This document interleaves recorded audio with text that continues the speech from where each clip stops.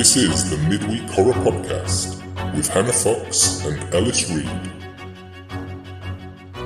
Hello, and welcome to the Midweek Horror Podcast. I'm Hannah Fox. And I'm Ellis Reed. So, today we are going to be watching a film called The Innocents. Yep. Innocents or Innocents? I was thinking about this the other day. TS at the end. TS, yeah. So more than one innocent. Excellent.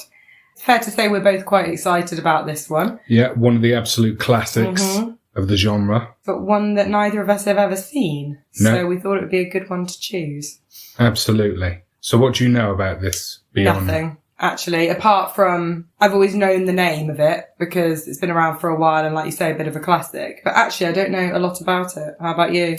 I know a little bit more about this than our usual picks. I guess because it's been on my radar for so long. It's an adaptation of a Broadway play of the same name that was based on The Turn of the Screw by Henry James, which is one of the classic ghost stories. I believe it was adapted or co-adapted for the screen by Truman Capote. Right.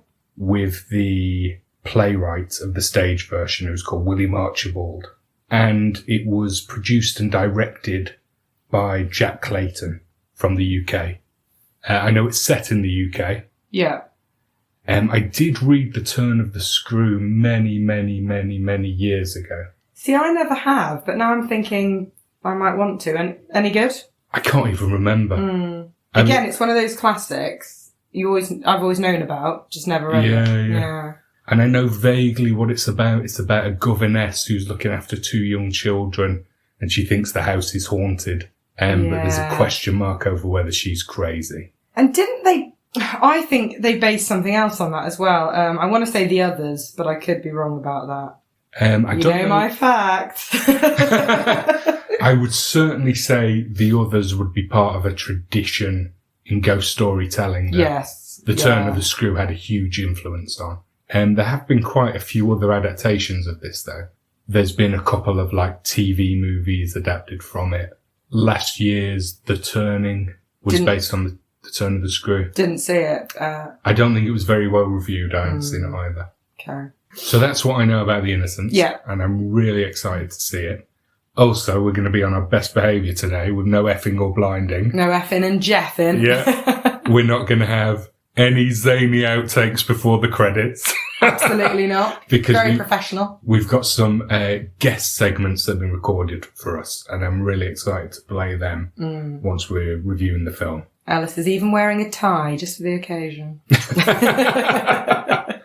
All right, so without any further ado, shall we watch the trailer and then report back? To the trailer.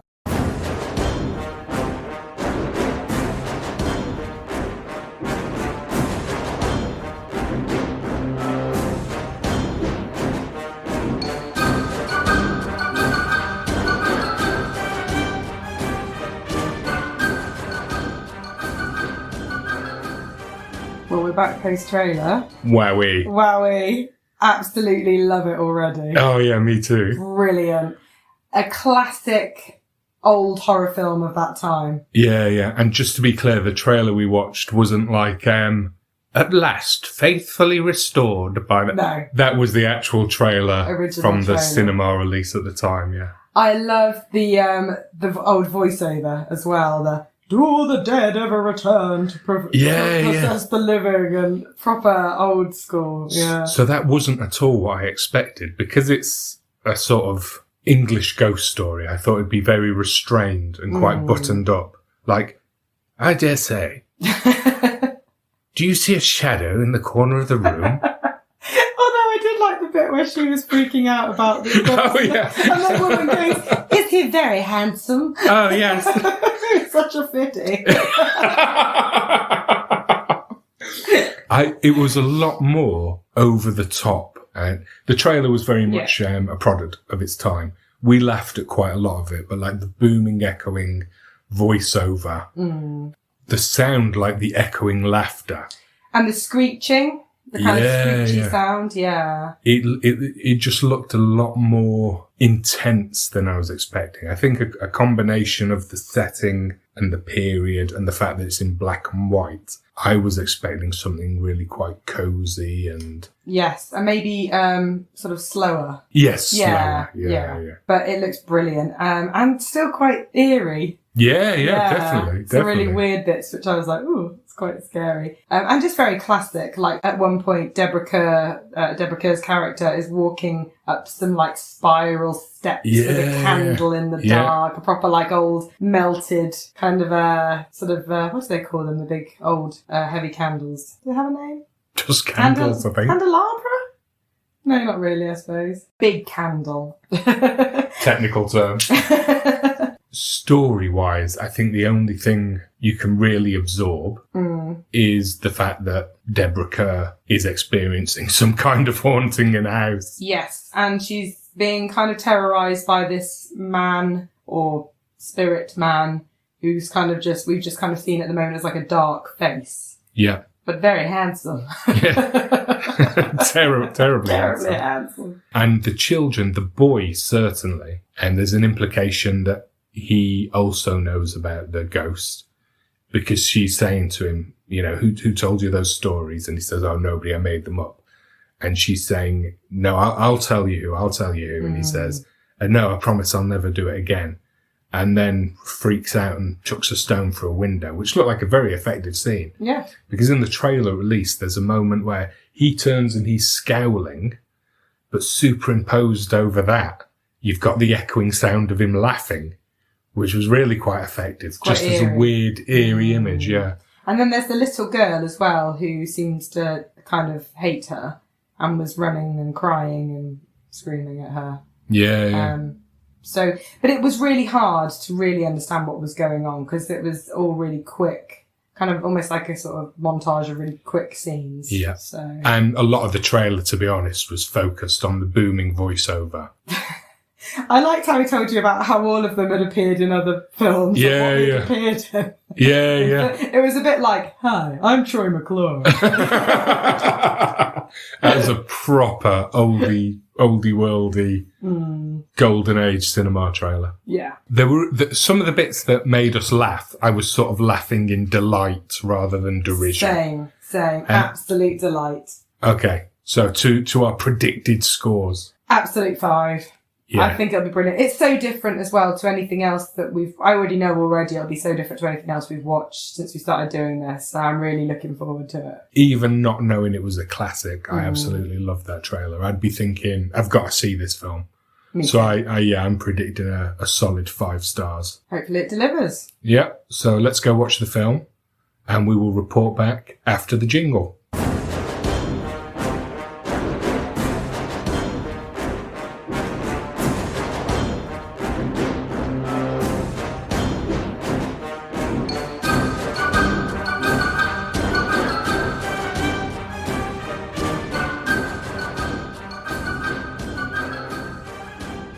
Wow. Oh.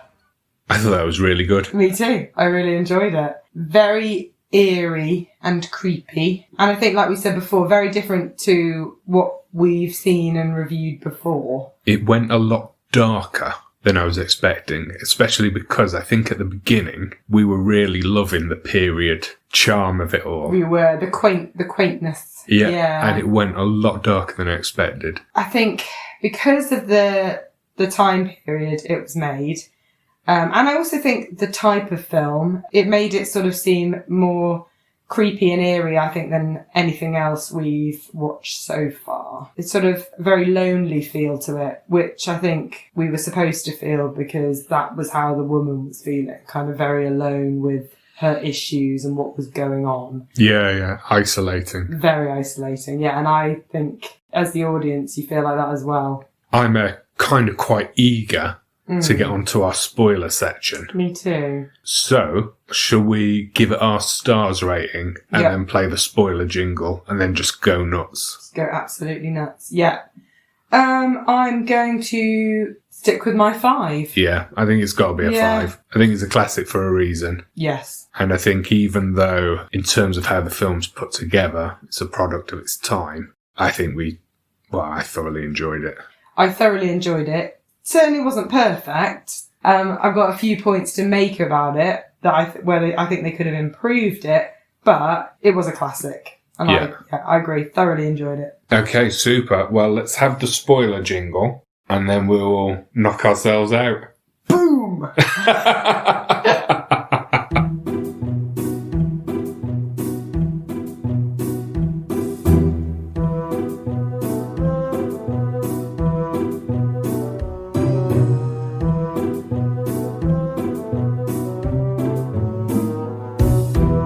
And we're back.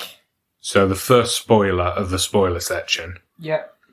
I think, was the revelation that the stone that Miles threw through the window in the trailer was a tortoise. But not just any tortoise.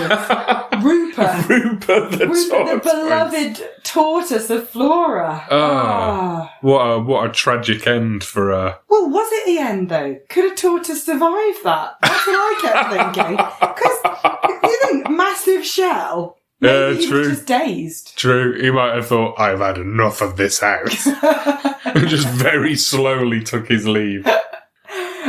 Sad times for Rupert.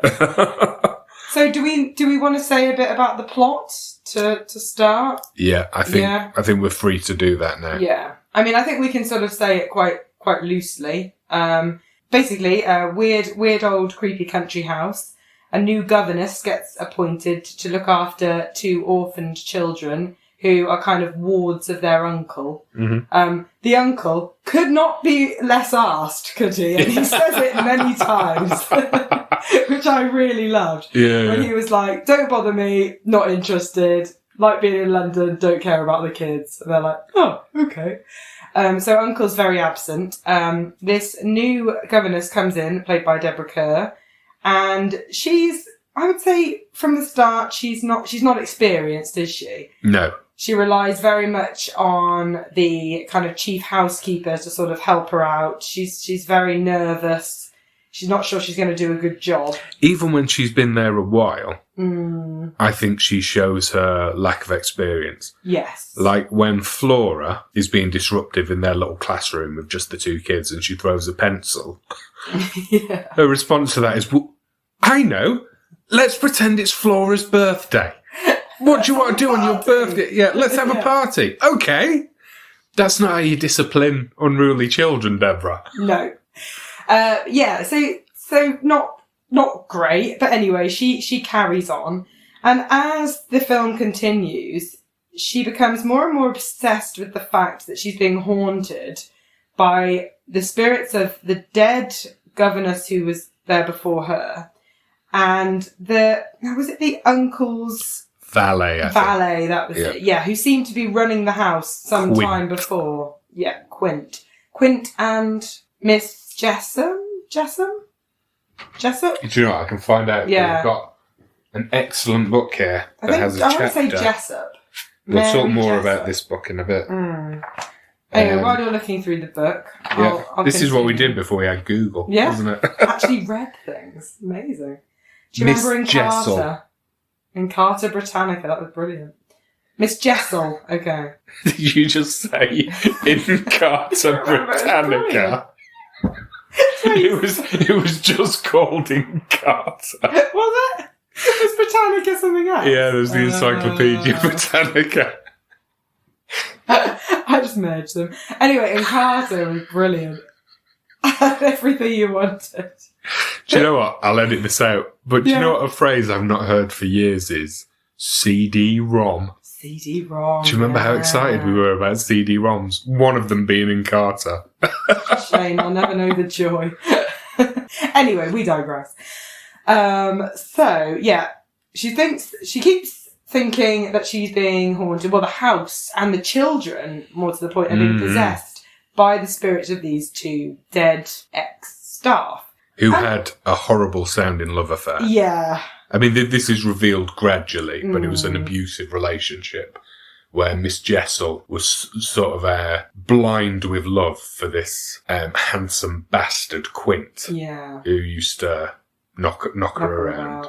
Yeah. But then as it goes on, our dear friend Deborah, you're not sure whether she is seeing these things or whether she's actually losing her mind. Yeah. And suddenly this kind of, I would say that we see like a rapid increase like with her kind of becoming more and more upset about what is going on, and it all becomes a bit more bizarre. So she's seeing all of these things all over the place, and everyone else is like, oh, we don't see anything.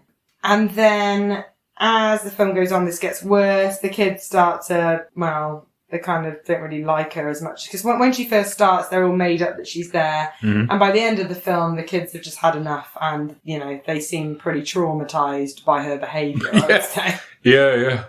And then the little girl and the housekeeper, actually all the staff, go away. This is sort of at the end of the film. Deborah Kerr sends them away. She sends them away, yes. Sorry, that's a good point. She's got a mad scheme. Yeah. Where she thinks that if she's alone with Miles, she can get him to admit that he's fallen under the malign influence of the ghost of Quint. Yes. And she thinks that getting him to admit it will sort of save his soul. Now, one thing I will say, so I think there's famously some ambiguity in the turn of the screw, whether is she insane or are the ghosts real? And I think this film definitely came down on the side of she's insane. Although there's still some ambiguity there because she might have been going insane because of the influence of the ghost. Yeah. But she definitely descends into dream logic where she's very confidently making claims about what's going on and how they can sort it out, which don't quite connect up logically. But like I said to you, I wondered whether that was because she mentions early on that her father was a minister. And about her life with him when she was a child. So I wondered whether she just felt like she knew about this because her father had to do maybe exorcisms or deal with spirits in some way, bad spirits in the past. But at the same time, although she mentioned her father, she never mentions this. That was just something I thought was possible. But she seems very confident about what they should do. Yeah. A bit too confident. Yeah. Too confident in the leap she's making when there's such tenuous leaps. Yeah. But anyway, so this gets worse and worse. And at the end scene, after Miles throws a tortoise through a greenhouse, as one does, she is kind of shaking him and arguing with him. And then she really starts to see the ghost of Quint. Like, he's kind of upon her, isn't he, at that point? Yeah. And the next thing she's saying, Miles, he's there, say his name. And then it seems like Miles faints, but then he's suddenly dead. And then it's the end. Yeah. And before he faints, he's obviously sick of her antics. Because he's going, where is he? Yeah. Yeah. And I wondered, actually, because, she finds, at one point in the film, she finds a pigeon or a dove, I think it's a dove, under his pillow and someone's wrung its neck. Yeah. I wondered whether she had done that to him and whether that was like the white innocent dove was kind of like a metaphor for him later on in the film. So without realising it because she's crazy. Yeah. She's killed him. Yeah. If we are going kind of edging more to the side that she has lost her mind. Which, like you say, he's still not certain about that. It's not that we know that for sure. We're like, well, she might have done, but actually, she might actually be being, really, really haunted. Yeah. So would you say that's a fair explanation of the plot? I mean, it's quite difficult to sort of summarise, actually, because I think you really need to watch the film. I would definitely recommend it, because it's good. I hope they've already seen it before listening to that. Yeah. Sorry, guys. If you haven't, you've only yourselves to blame. Yeah, we have a special jingle and everything. Something that we can talk about in a bit more detail as we go on. There is a very weird sexual undercurrent. Yes. And I don't just mean in the sort of old-fashioned ghost story sense of, is this just the manifestation of her hysteria caused by sexual repression. Oh, no. I mean weird, dark stuff around the kids. Especially her and Miles. Yeah, that was a bit bonkers. It's like she kind of finds him quite alluring. Yeah. And at times she seems a bit like hot and flustered by her conversations with him. Yep. They're always very close together. She was very kissy on the mouth with him. Yeah, there was there was 2 kisses that I just don't think you'd be allowed to have in a film today, on the grounds that one of the participants is an actual child, and they were. So it starts to go a bit sexual when Mrs. Miggins. What's she called? Gross. Mrs. Gross. She hasn't got a pie shop. She's talking about the love affair, the relationship that Quint had with Miss Jessel. I'll edit that seamlessly. And she says rooms in daylight were being used as if they were dark woods. Sexy time. Yeah, and Debs is like saying, "Did the kids see?" And she said, "Well, I couldn't say, but they used to follow Quint around." Now, towards the end, when Debs is going about with her candlesticks, her multi-pronged candlesticks, in a really brilliant, eerie scene, and she's hearing, the sound production was really eerie. She's hearing all these voices that sound like snatches of the past. And one of them is you can hear a woman saying, the children watching. And then Debs, what's Debs' character called? Oh, God. Miss... Debs. It's Debs. She comes across... Funky Gibbons. She comes across the pull for some blinds, repeatedly knocking against the window.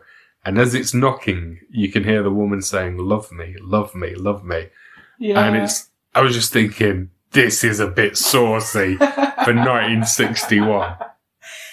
Yeah, but even before that, really early on, when Miles gets sent home from boarding school, and she's kind of planning on telling him off, and then she meets him, and she's all very like, "Oh, Miles." Then, it's a bit weird between. I mean, not so overtly, but it's odd between them. It's not a relationship a grown woman has with 12-year-old boy. But this, to me, if it sounds like I'm laying into it or criticising it, is why it's very effective as a horror. Yes. Because that sort of undercurrent really creeps me out, if I'm honest. Me too. And sort of had me a little bit on the edge of my seat thinking, oh God, what's going to happen? Yeah, it's uncomfortable. Yeah, uncomfortable. Especially because, like I say, I interpreted Debs' behaviour as the things she's saying and the way she's saying them are the actions of somebody who's losing contact with reality. And when she's sending everyone away so she can be on her own with Miles, that was just really, uncomfortable, like you say. Very much so. You're like, she's in charge of these 2 kids and she really shouldn't be. Yeah. And you feel a bit sorry for Mrs. Gross, because I think Mrs. Gross is kind of being kind and trying to help her and support her. But you kind of get the feeling actually Mrs. Gross is thinking she's losing her mind and she doesn't really know what to do about it. But when Mrs. Gross goes, you really feel for Miles because he's got no one there. He hasn't got that kind of voice of reason anymore. I think she lost the support of Mrs. Gross when she was trying to get Flora to admit that she could see the ghost of Miss Jessel. And she's like grabbing her going, you can see her. And later she says to Mrs. Gross, like she just assumes that Mrs. Gross could see her too. And she says to her, so you pretended you couldn't see her. Mrs. Gross says, I didn't have to pretend anything. Yeah. And that's when Debs decides to send everyone except for Miles away. And Mrs. Gross says, well, what do I tell their uncle? And she says, tell him the truth. And she sort of looks at her and says pointedly, the truth. And you can see the cogs going around. I think Mrs. Gross took that as permission to basically tell the uncle, your governess has gone nuts. Because in her head, that was the truth. Yeah. So that kind of gave her license. Because Debs didn't say to her, tell her we've got some ghosts here. She just said, tell him the truth. That's a good point, yeah. And Mrs. Gross went, the truth. I think, shall we have our first guest segment? Yeah, good plan.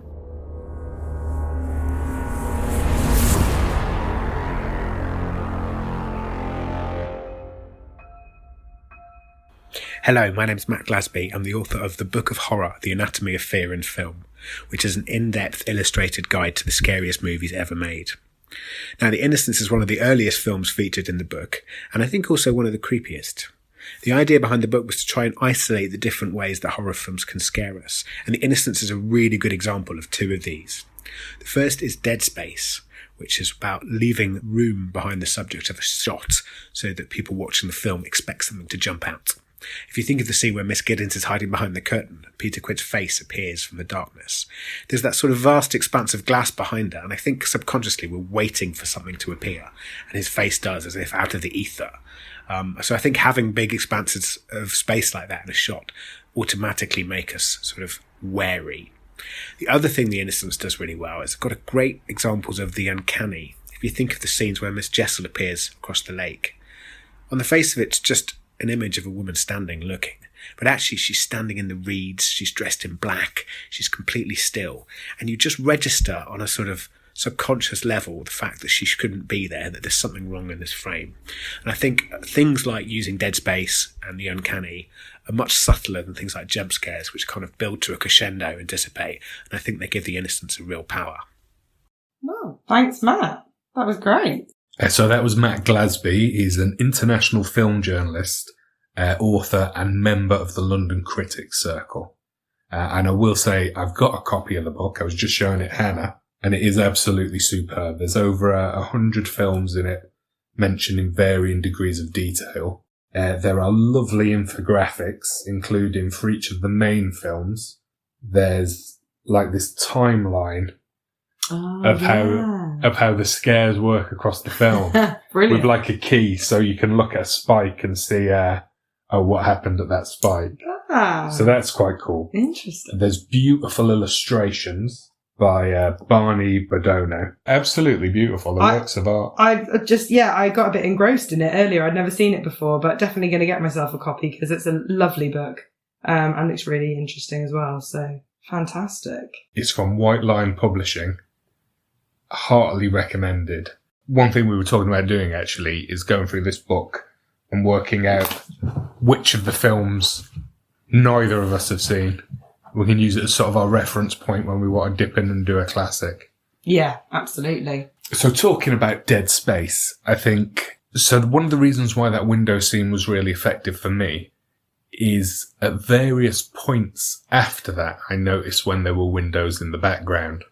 Yeah. And in case, and you're thinking, is a face going to appear? Is a face going to appear? But also, I like the use of dead space when nothing does appear. So like, I noticed many times actually, she's walking through the gardens and they leave a lot of space behind her. And I was always looking out a bit. And because it's black and white, as I said to you earlier, you can't see that well into the distance. So I was trying to see if anything was coming, because they had used it in other parts of the films where something had appeared. So that was great, because I was always a little bit on edge expecting something to appear. Yeah. So really interesting that Matt brought that up, because I'd thought about that and I couldn't think of the name for it. And it's really interesting.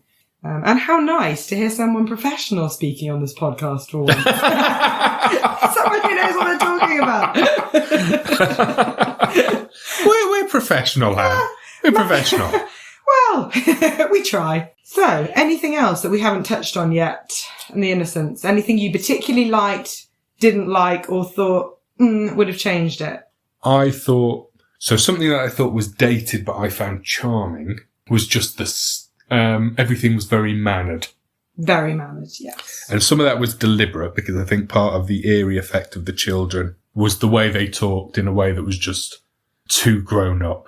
Yeah, they sounded like little old people, didn't they? Yeah. But even Debs had a very mannered way of expressing herself. She did. It was all very proper, wasn't it? Very formal whenever they spoke to each other. I liked that. I think it... Yeah. Like you said, it's dated. It'd be weird if they were doing it now. But, I like that. I like the use of the old-fashioned music box and the eerie tune throughout. That melody in the score, Willow Whaley, What a beautiful song. Yeah, but eerie. Yeah. That was perfect. And the opening, when you could hear Flora just singing it, that was a brilliant opening for a horror film. Yeah, very good. And they kept it going throughout, whether that was the music box, one of them singing it, one of them humming it. Miles playing it on his piano. Yes. So that was good. I enjoyed that a lot. I also liked how it was sort of, apart from that song, it was quite quiet. So when you heard music or a scary kind of sound or something, you were kind of like, I wouldn't say it goes so far as to say I jumped, but you were alert to it. Yeah. You knew we were in scary mode. Yeah. And some great imagery. I mean, her with the candle/candelabra as she's walking around the pitch black house, and you just see old paintings and you don't know what's around the corner, and you're hearing little noises. Very classic horror. Yeah. I thought that was one of my favourite scary sequences, was when she was wandering around with the candles and hearing either in her head or in the house those little fragments of conversation. I thought that was very effective. I like that a lot. It wasn't a big thing, but I didn't kind of like, well, I didn't like how it just ended so abruptly. I thought they could have done just a little bit more, just to say something. Don't get me wrong. I think it would have been a shame to explain everything, to be like, oh, it's fine, she was just mad all along. But I felt like it maybe needed one more scene. I would have liked the scene to be her in the madhouse, because that still leaves the ambiguity. Exactly. Because even if the ghosts are real, people would have thought she was insane. Yeah. Or just something so, the uncle perhaps in his office is talking about the tragedy of, the murder of Miles or so. I don't know, just something where we're like, but was it her? Or just something extra? I don't know. Just felt like it ended too abruptly for me. It'd be funny if they told the uncle, he was like, I don't give a shit. Don't care. You sort it out, Miss Gross. I'm off to Italy for the summer. Screw you. Yeah. Yes. Yeah, I agree. It's just a minor thing though, really, because it didn't mean that I was then going, oh, that's ruined it now. I was just like, oh, I think it could have done with an extra scene. I mean, I'm not saying they had to Return of the King it. Yeah. Just one extra scene would have done. Exactly. I don't know, actually, I'd be really keen actually now to read or watch a production of The Turning of the Screw, actually, to see how that was similar or different. Do you know what? We could do a little run of all the many films that have been based on it. Because there was even a remake of The Innocents recently. So not just another Turn of the Screw film. A film of that. I've got this BBC adaptation of The Turn of the Screw. Oh, yeah. Which, for the benefit of the tape, I'm now showing Hannah a DVD case, which I've not seen yet. I don't know. I suppose it depends what your appetite is for The Turn of the Screw. How many times do you want us to talk about this film, or a slightly different version of it?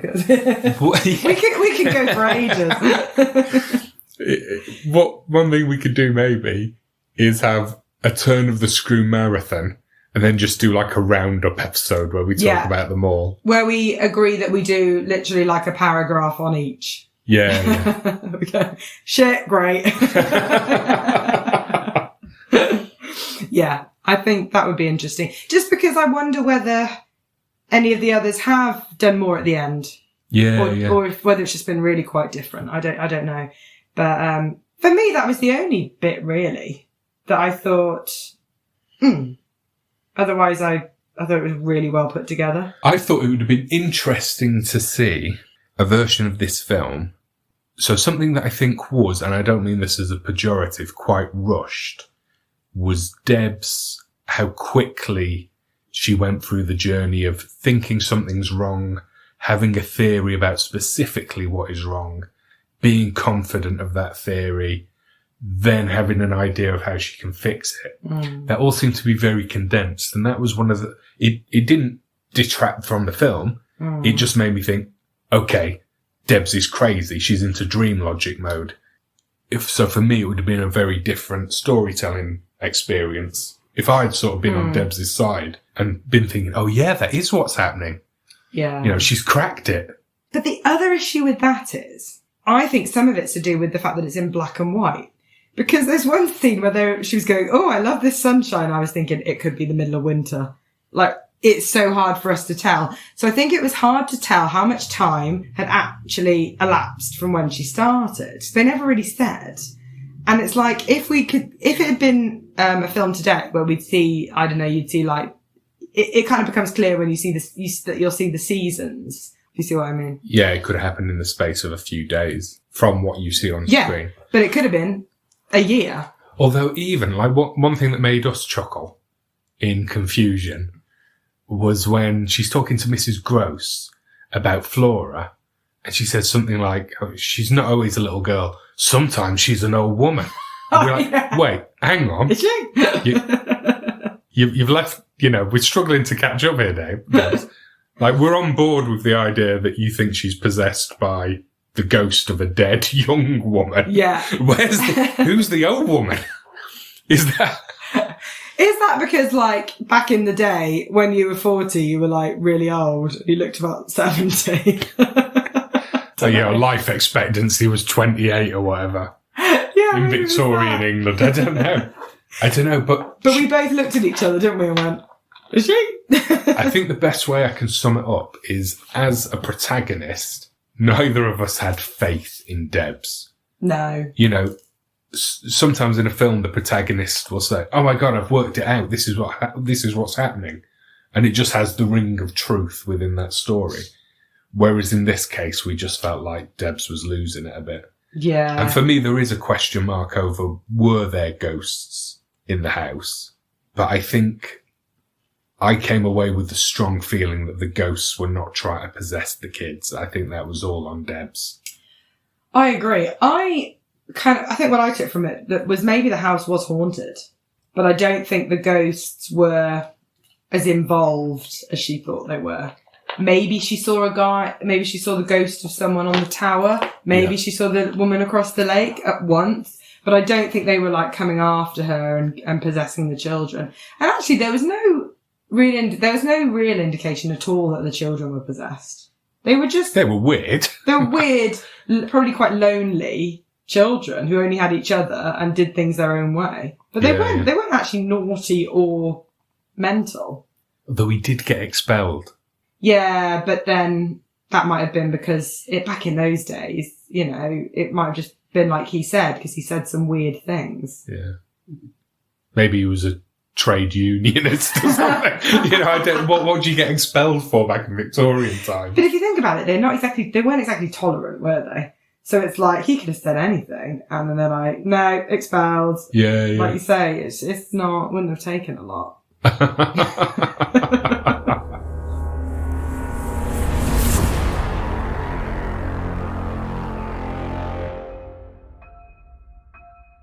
Hi, I'm Jay, editor of Horrified, the new website that champions British horror. And what film better exemplifies British horror than The Innocents, Jack Clayton's 1961 take on Henry James' novella The Turn of the Screw. I've always been fond of ghost stories. Straight-up horrors with a killer on the prowl, monsters terrorising villagers, or the more recent phenomena of found footage have all played an important part in my enjoyment of horror as a genre, but it's the ghost story that really prickles the back of the neck. Whistle and I'll Come to You was the first ghost story I ever saw on television, and the image of the sheets crumpling in a perverse and unnatural fashion really disturbed and exhilarated me. I then began to explore more ghostly tales on film and television to try and recapture that feeling of sweaty terror. I invited them all to do their worst to scare me. It was The Innocents that accepted. The enduring images of the film are the figures of Peter Quint leering through the window, Miss Jessel standing stock still in the lakeside reeds, and of course Miss Giddings' final kiss for the dead Miles. The best ghost stories on film are those in monochrome, where the shadows are just a little darker, and one can never quite be sure whether there's a spectre lurking in the corner. For The Innocents, cinematographer Freddie Francis even went as far as painting the corners of the lens for all the interior scenes played after dark in order to heighten the sense of claustrophobia. Of course, it pays off handsomely. and thus The Innocents is quite rightly cited as one of the finest examples of the ghost story on celluloid. So that was Jay, the editor of the new Horrified magazine, which covers British horror. If you've not read it yet, I heartily recommend it. You can find it at horrifiedmagazine.co.uk, as well as features on horror movies and horror TV. It's also got a wealth of short fiction, which is well worth a read. And also a lot of the features are really deep, in-depth stuff like gender in the descent. You know, it's not just throwaway reviews. There's some really thoughtful essays on there, you know, critical analysis. So definitely worth a look. It's not been out very long, but it's already got a whole bunch of great content on there, including a couple by yours truly. A little plug there. Yeah. Well, funnily enough, I did a review of the Book of Horror by Matt Glasby for Horrified magazine. So this is, I think, the monochrome photography, especially at night, I think he's right. That's a real highlight for me of the film. What do you Really think? like that. He's bang on there. So claustrophobic. You know, it's very intense, isn't it? The whole film, and they keep that up really well. Yeah. It's interesting in the description of dead space in the Book of Horror. It's not just when there's too much space around somebody. It's also when there's too little, so you can't see what's going on around somebody. And there's a lot of close-ups of faces in this. And I think those are especially effective in black and white. I think it also means you can't look away if something's uncomfortable. Like scenes such as when she's kissing Miles full on the lips and he's dead.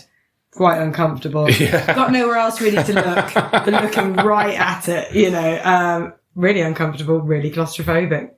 Yeah. And the first film that he watched, which I've never heard of either. Whistle and I'll Come to You. Yeah. I think, you know, maybe we'll see whether we can maybe have a watch of Whistle and I'll Come to You at some point. Maybe we could get that on YouTube and do a little piece on that. I actually have that. So that is... Do you? Yeah. So it's not quite part of the BBC Ghost Stories for Christmas series, Okay. but it was a film they did before they started that, and it often gets lumped together with them, like on DVD box sets and stuff. It's sort of like the Okay. unofficial first Ghost Story for Christmas. Right. And I do have it in a Ghost Stories for Christmas box set, so maybe we could do an episode on the Ghost Stories for Christmas. Definitely. And it's really cool because it goes all the way from really early black and white stuff to even today. They every few years they bring out a Ghost Story for Christmas. Mark Gatiss has done a few recent ones. I don't think I've ever heard of this, which is amazing because I love ghost stories and I love Christmas. Right, we will So- definitely do a Ghost Stories for Christmas marathon. Yeah, and we'll do I'll be our an little episode Christmas of it. special. Yeah. That would be good. Excellent. And it includes my favourite Ghost Story for Christmas, which is Lost Hearts. Oh. Which I think actually it'd be interesting watching it with you to see if you share my admiration of it. Yeah, definitely up for that. Brilliant. But big fan of Mark Gatiss as well, so interesting to see. Yeah, he's done. good. Cool. Fab. Right, so are you ready for our next guest segment? I'm ready. I'm excited. Okay, this one's twice as long as the first two because there's two of them. Fair enough. So they get a double allocation. Here we go.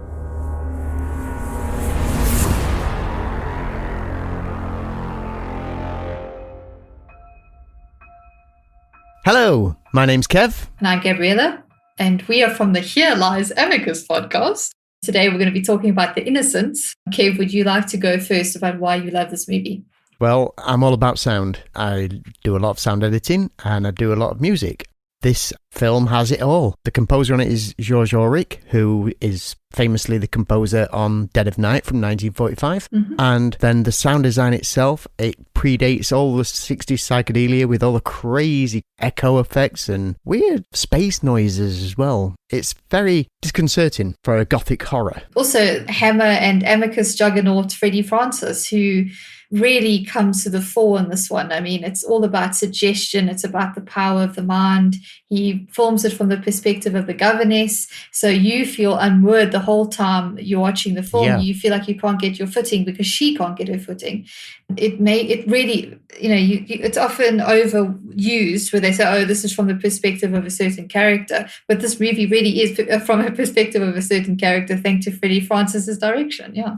Superb behind the camera. Even down to him actually having special lenses created for the photography on this. Everything's in a kind of a tunnel. You've got a halo effect around the edge of the screen all the way through the film, just so that everything's kind of just out the corner of your eye. Yes, as you say, corner of the eye stuff. Just like the haunting, and stuff like that. It's better left up to the imagination than actually seeing it for real. It's the power of the audience's mind. It gives the audience more credit than a lot of horror movies do now, actually. Yes. And we have to give credit to Deborah Carr, who gives a career best in this film. Exactly. I love her in everything. The King and I, even though you don't love her in that yet. Musicals. But she draws you into the character and everything like that. I mean, you really go on a journey with her, basically. And not for a moment does she give a performance that is overwrought in the wrong way or goes on for too long in certain ways. Everything is just pitch perfect, beat. It's fantastic. Yeah. I do like the Michael Redgrave School of Childcare as well. It's not particularly successful, but it's a lovely idea. Yeah, you just dump your unwanted niece and nephew on a very inexperienced governess. Just put them in the middle of nowhere. It's all going to work out really well. I do like the idea of the circular ending as well. Again, it's harking back to Dead of Night. Exactly. You don't really know, was any of this real, or was it a figment of all of the characters' imaginations? Was it the fact that these children were so isolated? They've never had a proper caregiver until she came along. Is she being hypersensitive? You never know. That's why we love The Innocents. Definitely. If you haven't seen it, I don't really know why you're listening to this, but if you haven't seen it, go and watch it. And if you have seen it, just go and watch it again. And that's who we're going to be when we grow up. Yes. Yeah. I have seen very little Amicus, but I've started listening to their podcast recently, and it's really good. So I do recommend it. They do seem to be a lot better than us at knowing things about the films they're doing. That's our only downfall, knowing things about the film. I know. Might have to sharpen up a bit. Again, having these guest segments this week has been great because it's actually really interesting for people to explain the techniques that we don't necessarily know about, because I think when we do these podcasts, I, for one, definitely, I don't like to know too much about the film because I feel like I want to come into this not knowing a lot about it. And then when we actually talk about it, it's just kind of my first impressions. But it's actually lovely to have, I guess, speakers talking about the techniques, and having done some more research into the film, they can talk more in depth about it. And that's more info for the audience. So yeah, definitely. Yeah. So our style is very much, let's have a takeaway and watch a film. It is. And have a bit of a natter about it. We're upfront about that. But no, it was really lovely to actually someone to explain those techniques. And then you go, yeah. I think it was really interesting what they said about sound, because it was actually thinking about it ahead of its time. Even little details like when Deb sees Miles in the garden and she calls out to him Miles and her voice echoes. Yeah. In real life, if you're shouting out of the window into a garden, your voice won't echo. Good point. No, I never even thought of that. And there's a lot of that. And the laughter. The laughter's really creepy. Yeah. Very much so. That's very echoey as well, isn't it? Yeah. So yeah, that's a really cool detail about the film. And I agree. If you have watched it, watch it again. So, should we have a look at Rotten Tomatoes? Yeah, let's play our Rotten Tomatoes game. Whose go is it to guess first? I'm not sure. Maybe you? Okay, I'm going to guess, based on the fact that this is regarded as one of the best ever horror films. Yeah. But also based on the fact that there's always some contrarian who will try and be too cool for school. Yeah. I think 98%. Oh, okay. I'm going to go 92 because I think there might be some people, you always get this a bit, don't you? People who don't like older films. Yeah. So I'm going to go just slightly lower because of that. Right, should we have a look? So, do we want tomatometer?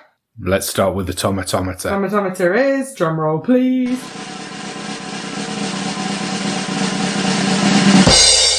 94%. 94%? Yeah. So you actually won that because you were closest. Oh, yeah. Yeah. And the audience score... I reckon that's going to be lower because people are Philistines. 86%. So you're right there, Alice. Yeah, 86. Critics' consensus. Creepily atmospheric. The Innocents is a stylishly crafted, chilling British ghost tale with Deborah Kerr at her finest. Do we want any splodges or... Can you see a splodge? Yeah, can you see a bad review? Let's have a look. Critics or audience? Critics. You all critics. Come on, guys, give us a splodge. I want to know who Yes. is a professional critic who thinks this is a bad film. We've got one. Oh, this is interesting. So Dave Kerr from Chicago Reader says, too much Freud and too little thought. I hope that's not Deborah's son. different spelling of Kerr. Oh. But yeah, totally. Despite some passably Jamesian dialogue and adequate to good acting, the film too often comes over as a prettily decorated edition of a Six Spinster's Diary. Wow. Mega burn there. Hey. Mega burn on Debs. A Six Spinster. Six Spinster. Oh, me, Six Spinster, you. I always think the word spinster is pretty horrible as well. Why do men get bachelor? Like, hey, I've got my cigar, my scotch, and I'm cooling about the town. No woman has ever described her flat as a spinster pad. Literally no one. That has never been said in the history of the world. Yeah, and it's like in America, they have a bachelorette party. They don't have a spinster party. Doesn't that sound like a shit party? Really should. Yeah, it sounds pretty crap. Do we want a good review? Yeah. I'll just do a little quick one. This is from The Times. It must be granted at once that no shot, no sequence approaches James, but there are moments when the film faithfully reflects that existence of evil in the innocent, which is the core of the written word. It's quite... I wasn't expecting... Probably should have quickly read it first. So that is one of those snippets where you have to look at whether it's a green splodge or a red tomato, because you don't have a clue if it's praise or not. Yeah. I only knew because the tomato was present. And maybe they didn't know. I mean, who knows? Yeah. There's one from Bitch Flicks. I just enjoy the name, so... Right, let's have Bitch Flicks. So, Bitch Flicks. In horror movies, women are often a sobbing mess for much of the film. But Deborah Kerr soldiers through the scares, clear-eyed until the end when her tears are truly earned. True. But yeah, I mean, to be honest, you're always going to get some splodges. But most people here think it's a classic. And that you got some top critics giving it really good reviews, so I wouldn't worry about it. Jack. He's going to be over the moon when he hears this. Is he dead? I don't know. Yeah, he must be. It was 60 years ago. He's either dead or extremely old. That's all I would see. You never know, because Vera Lynn, that's all I'm going to say. I mean, I thought she died many a time, but she was still soldiering on. God rest her. So next week, we are going to be watching and reviewing Ghost Heist? Poltergeist. Poltergeist. This is a film I've wanted to see for ages. Yeah, Based purely on the name of it. I couldn't find it on Amazon Prime, but I just ordered a DVD. All right, brilliant. Well, I think that's all from me. I think that's all from me. Well, thanks for joining us, everyone. Tune in next time for more Midweek Horror. Don't get scared now.